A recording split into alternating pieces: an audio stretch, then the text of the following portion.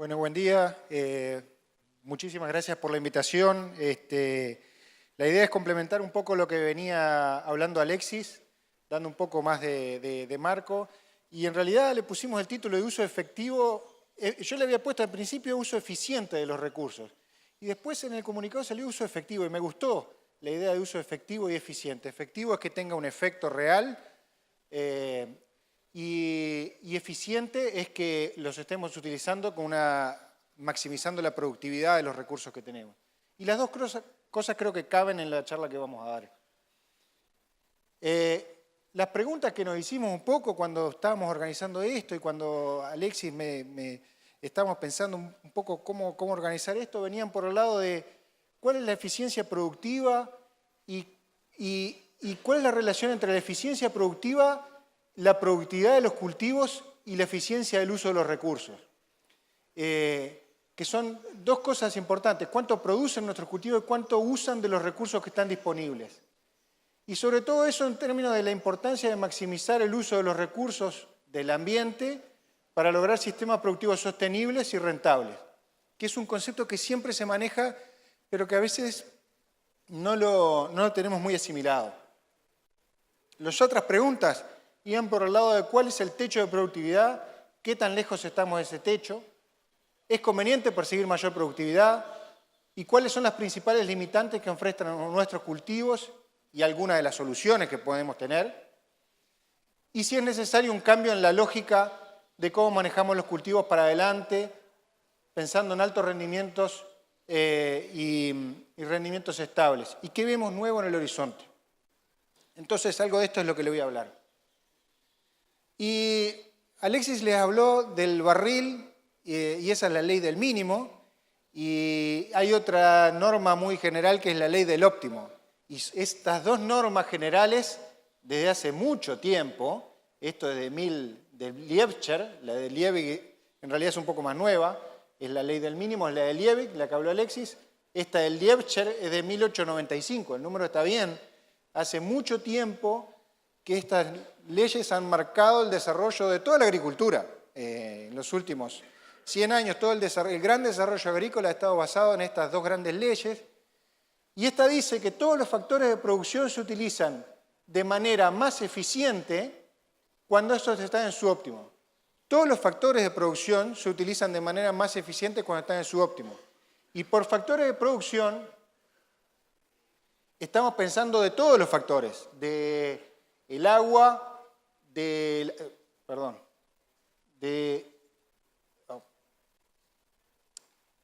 agua, de la luz, de los nutrientes, nitrógeno, fósforo, potasio, y eso pueden ser nutrientes que estemos agregando o pueden ser los nutrientes que están en el suelo. O sea, esto aplica no solo en el caso de los insumos que estemos agregando, sino que aplica también en sistemas en los cuales no se utiliza un insumo, no se utilizan insumos. Todos los factores de producción se utilizan de manera más eficiente cuando están en el óptimo.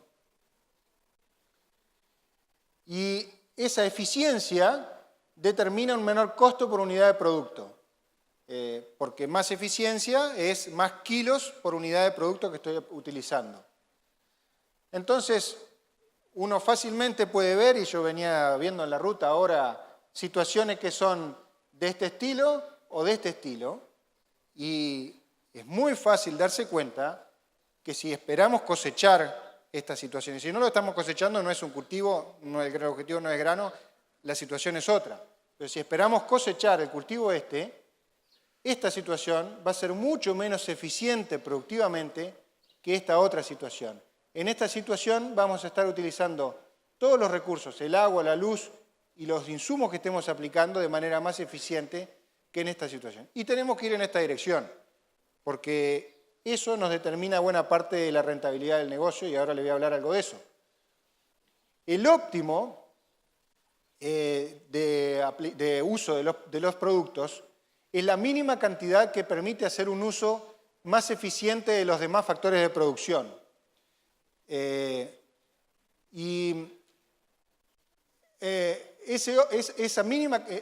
es el óptimo, así se define el óptimo de los insumos. Ahora estoy pensando que la presentación esta no es exactamente la que yo le pasé en la mañana. No sé si pusieron la la presentación correcta es la que está en la mañana. ¿Sí? Y la mayor parte, cuando utilizamos los insumos en el óptimo, lo que vemos es que la mayor parte de los insumos terminan siendo fijos. Es decir, los insumos que son tipo blanco o negro, los fungicidas, los herbicidas, terminan siendo fijos, porque la opción de no aplicarlos frente a la opción de aplicarlos tiene un retorno muy alto. Y también sucede eso con los fertilizantes cuando los utilizamos en las dosis óptimas. Entonces, altos rendimientos,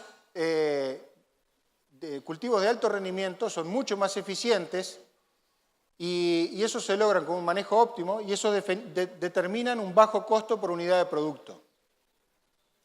Y lo que se ha visto a través del tiempo es que en momentos de precios bajos, las chacras con baja productividad, ya sea por una baja eficiencia productiva, porque estamos manejando los insumos de una manera ineficiente, o porque tienen pobres condiciones naturales, porque el ambiente tiene condiciones naturales que limitan el rendimiento, tienden a dejar la producción.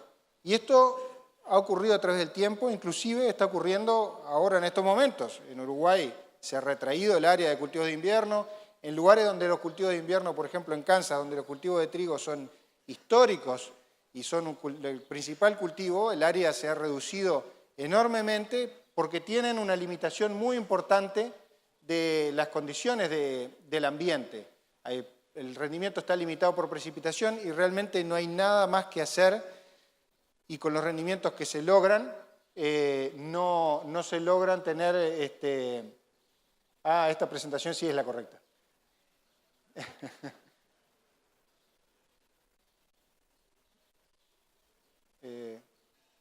Me parece que... esta presentación... Sí. Es la misma, pero cambió el formato acá.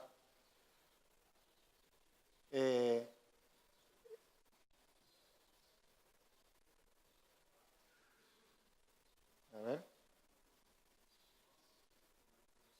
Si le damos para atrás. Si leemos para atrás, ahí. Ahora sí. Bueno, esas áreas áreas con bajas condiciones naturales tienden a dejar la producción. Esto es algo que se ve y se ha visto mucho a través del tiempo y bueno, está todo basado en la eficiencia de uso de los recursos. Y para evaluar la eficiencia de uso de los recursos, se me ocurrió, uno puede hacer cuentas de cuánto de los recursos que están disponibles, de cuánta de la radiación solar disponible se utiliza, de cuánto de la precipitación se utiliza. Se pueden hacer esas cuentas, pero hay una forma mucho más sencilla de hacerlo, que es comparar el uso de los recursos de nuestros cultivos, la tasa de crecimiento de nuestros cultivos, con algo que puede ser una referencia, como es el caso del campo natural. Y esta es la productividad, la tasa de crecimiento diaria, kilo de materia seca por día, durante todo el año, para un campo natural tipo invernal en Florida, ¿no? Entonces lo que vemos es lo que todos sabemos. Nuestro ambiente, el ambiente de Uruguay, tiene excelentes condiciones para producción en la primavera.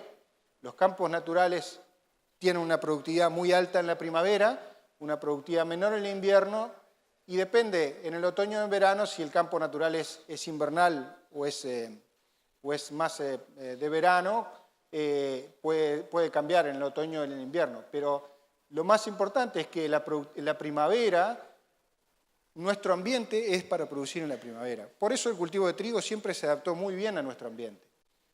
En el verano puede haber alta productividad, pero tiene una variabilidad, que es lo que indican las barras, muy grande. Los meses con mayor variabilidad de toda esta serie son enero y febrero.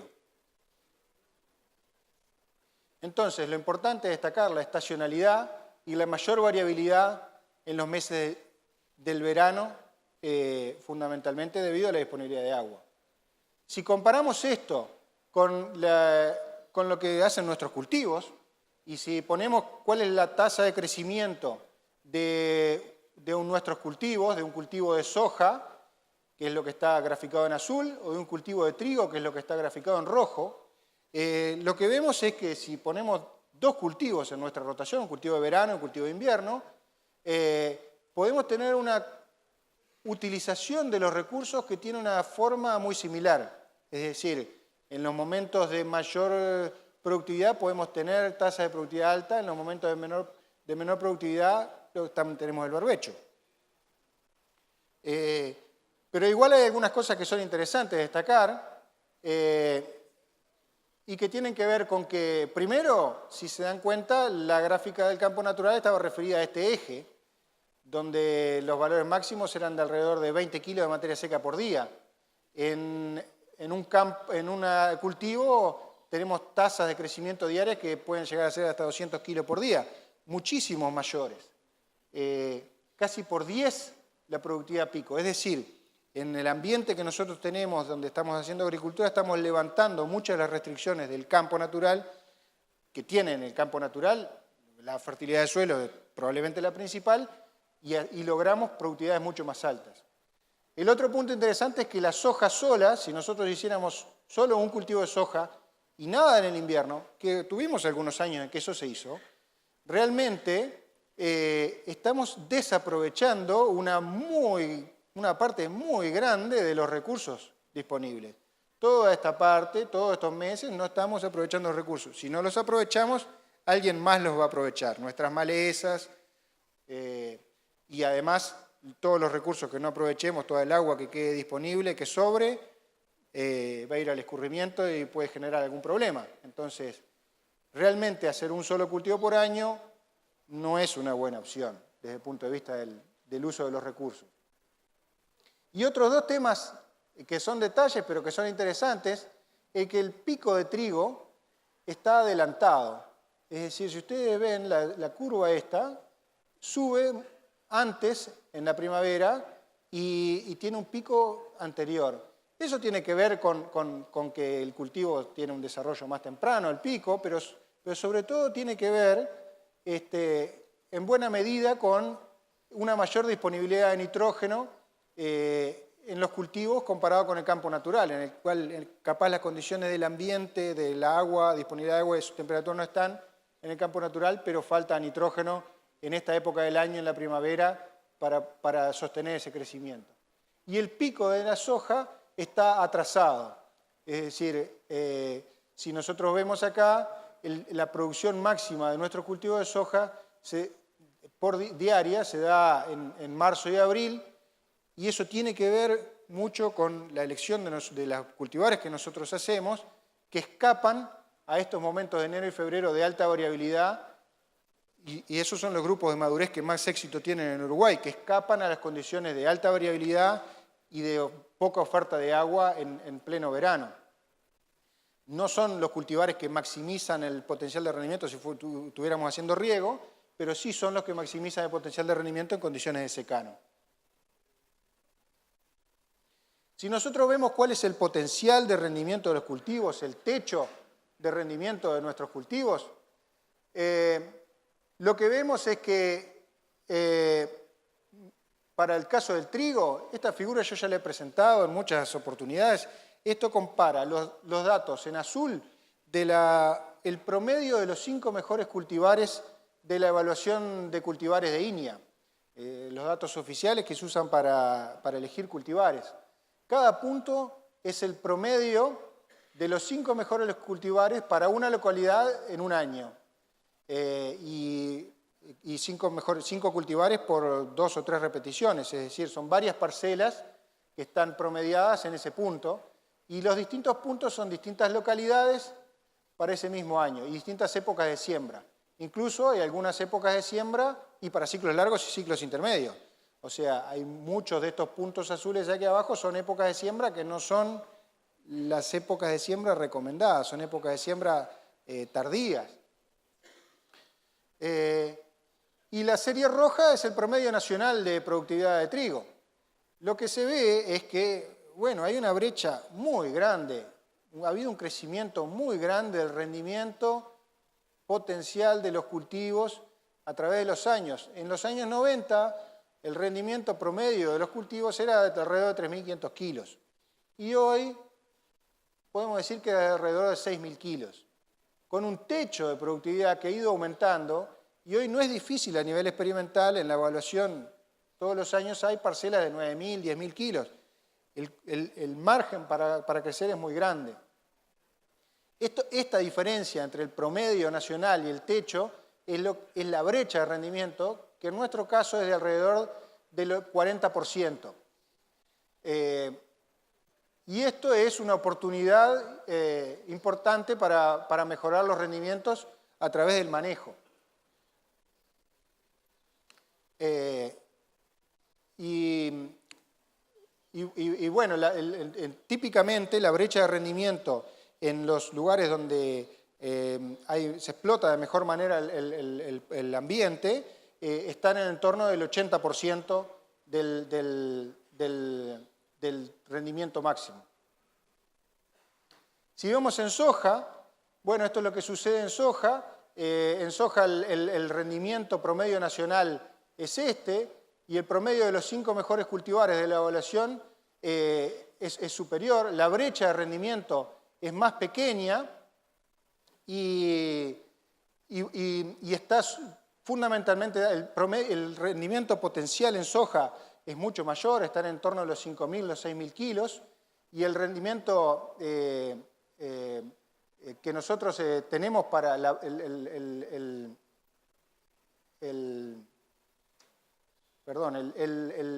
margen que nosotros tenemos para crecer es mucho menor que en los cultivos de invierno, en donde hay un margen mucho mayor. Si nosotros vemos cuál es la propuesta, si pensamos que los cultivos de invierno es donde tenemos más margen para crecer, la propuesta de manejo de nitrógeno en nuestras situaciones, que es el principal limitante para la productividad de nuestros cultivos, se puede resumir muy rápido en este esquema, en donde hay que hacer aplicaciones, más de una aplicación para el cultivo.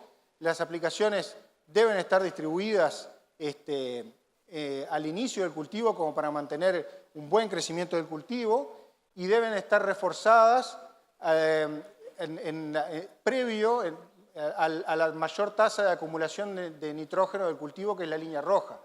La línea roja es la cantidad de nitrógeno acumulado en el cultivo, absorbido por el cultivo, y en estos momentos, posterior a Z30, al final del macollaje, es cuando aumenta rápidamente la cantidad de nitrógeno absorbido, y nosotros tenemos que proveer una disponibilidad de nitrógeno alta en este momento para permitir que el cultivo crezca de manera rápida. Entonces, las aplicaciones deben estar reforzadas en este momento. Lo que nosotros vemos es que se deben utilizar mayores dosis que las que en general estamos utilizando, y para eso, como son mayores dosis, tenemos que tener elementos bien objetivos para diagnosticar las mayores dosis que vamos a aplicar, y diagnosticar, sobre todo en este momento, que es cuando hay diferencias, en estos momentos tempranos en el desarrollo del cultivo, las diferencias en la disponibilidad de nitrógeno del suelo, o lo que puede aportar el suelo, no son tan grandes.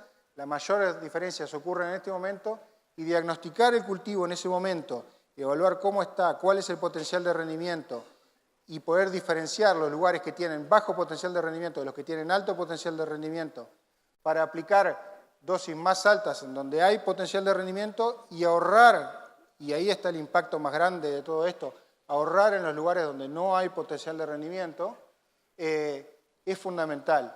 Y la herramienta que nosotros vemos que es muy buena, o ha resultado muy buena para diagnosticar el cultivo, es el NDVI. El NDVI, que puede provenir de una imagen de satélite, de una imagen de dron o de un sensor en algún equipo de aplicación. El NDVI es un muy buen indicador del estado del cultivo, y en este momento nos puede diagnosticar muy bien las partes de la chacra que no tienen potencial de rendimiento y donde podemos ahorrar en producto. Y hemos hecho muchos experimentos tratando de calibrar el NDVI. Estos son algunos datos que presentamos en la jornada en el Simposio de Agricultura en Paysandú. Y bueno, además de que debemos diagnosticar, lo que muestran estos datos es que Lo que está en azul es la respuesta al rendimiento a la fertilización. Esto es el total de nitrógeno aplicado durante el ciclo de cultivo. Y lo que vemos es que lo que está aquí es la dosis óptima, teniendo en cuenta el precio del fertilizante y el precio del grano. Y la dosis óptima varía entre 120 y 240 kilos de N, 180, 121, 141 kilos. Estos son para experimentos en EMAC, donde el suelo tenía un poco más de capacidad de mineralización que en estanzuela. Y en estanzuela, 240 kilos, 135 kilos, 177 kilos, para rendimientos de 7.300 kilos, 6.900, 5.800 kilos con esa dosis aplicada. Es decir, en promedio para todos estos sitios, 150 kilos con un rendimiento de 6.400 kilos. Hay respuesta, hay margen. Estas son situaciones típicas, cultivares de los que se siembran, con parcelas que están muy bien evaluadas sin efecto borde. Son datos reales. Si miramos por el lado de la proteína, que es lo que está graficado en rojo, que ha sido un problema en estos últimos años, lo que vemos es que la dosis necesaria para tener 11,5 de proteína, en el caso de la EMAC fue en 10 kilos, no fue un problema la proteína en general, siempre estuvimos por encima de 11,5. En estanzuela, en este año se precisó más nitrógeno si pensábamos en la proteína que lo que se precisaba para el óptimo rendimiento. En los otros años, la cantidad de nitrógeno necesaria para proteína era menor incluso que la que maximizaba los rendimientos. 48 kilos para tener por lo menos 11,5 cuando precisamos 177, 167 kilos cuando precisamos 240.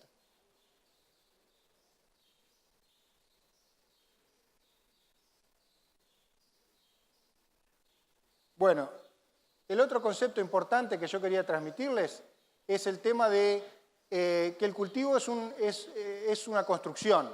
Y uno puede pensar en el cultivo en el sentido de cumplir metas. Arrancando y este concepto es un concepto moderno, por decirlo de alguna manera, en cuanto al manejo de cultivos, en el cual podemos dividir 3 fases: una fase de fundación, donde se generan las estructuras para el cultivo que va a crecer; una fase de construcción, donde estamos acumulando la mayor cantidad de nitrógeno, si evaluamos la acumulación de nitrógeno, entre el 50 y el 70% del nitrógeno acumulado por el cultivo ocurre en esta etapa; y una fase de producción, en donde estamos llenando el grano, y entre el 10 y el 30% del nitrógeno del cultivo se acumula ahí, pero se acumula la mayor parte de la materia seca. Y si pensamos si pensamos en el cumplir metas, podemos identificar que pueden haber varias trayectorias. Una trayectoria en que el rendimiento ya está comprometido y en donde quizá el cultivo se está quedando, por ejemplo, corto de nitrógeno, y la trayectoria va a ser esta. Ya la acumulación de nitrógeno, el rendimiento va a estar comprometido en este cultivo. En cambio, en este otro cultivo, la acumulación, el rendimiento todavía no está comprometido. Poder identificar esas fases y cumplir metas dentro del desarrollo del cultivo es bastante importante.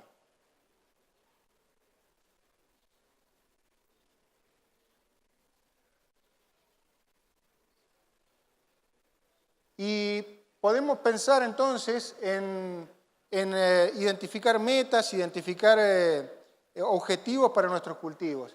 Y esto lo tomé, esto no es algo que nosotros estamos pensando acá en Uruguay y somos los únicos que estamos pensando en esto. Esto se está pensando en otros lugares también y los cultivos se están manejando de esta manera en otros lugares.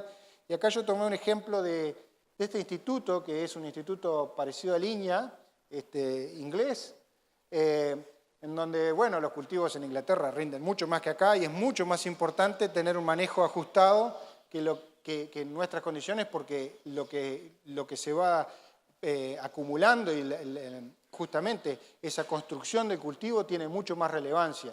Y en la página 1 de la Wheat Production Guide, que es la guía que ellos tienen para la producción de trigo, dice, tomé este pedacito del texto, dice, los que manejen los cultivos necesitan responder a condiciones inesperadas del clima o del crecimiento del cultivo durante la estación de crecimiento. Hay que irse adaptando e ir monitoreando el cultivo. Y para eso es importante definir los objetivos, evaluar el progreso del cultivo, ajustar insumos y monitorear el éxito. Y eso va en el sentido de más información, medidas durante el cultivo e integración de la información. Y ahí yo creo que hay un nexo importante con lo que estaba presentando Alexis, integración de información de años anteriores, de zafras anteriores, de la información que juntamos de distintos orígenes para tomar decisiones y poder hacer mejores opciones de manejo. Eso es, en definitiva, más agricultura de precisión y es lo que se llama Big Data o analítica de datos, que es analizar, juntar información y sacar provecho de la información que se está juntando en el campo en tiempo real. Y bueno, eso es todo lo que tenía para presentarles. Les agradezco mucho y bueno, cualquier cosa estamos abiertos a preguntas.